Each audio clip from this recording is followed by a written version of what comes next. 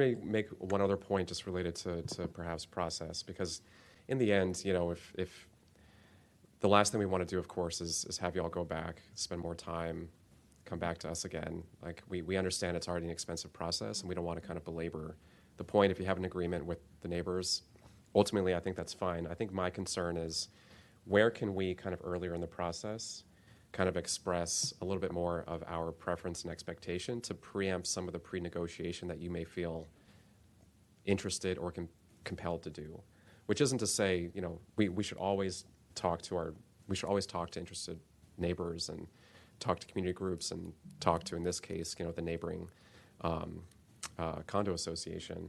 But before kind of agreements are made on that level, that can reduce the scale and therefore make it harder for us to meet our goals. I mean, there's not that many of these.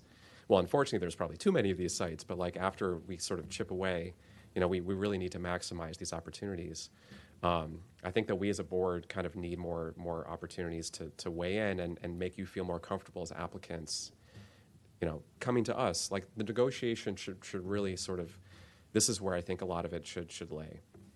If neighbors want to come and request reduced size, they can come in front of the hearing, they can come to the hearings. Obviously, they can go to the meetings and talk to you all too, but I think that, the negotiation happens here. In this case, we didn't have the opportunity to kind of weigh in, to express our preference that, if you wanted to build 140, 150 plus units, like, by all means, like, that's awesome, go do it. And now you have an agreement, we don't want to waste more time and money, so I think that's fine. But maybe we can talk more about kind of processes and how we can express preferences earlier. Yeah. Excuse me, one more good point. Was there ever a consideration of rezoning this property?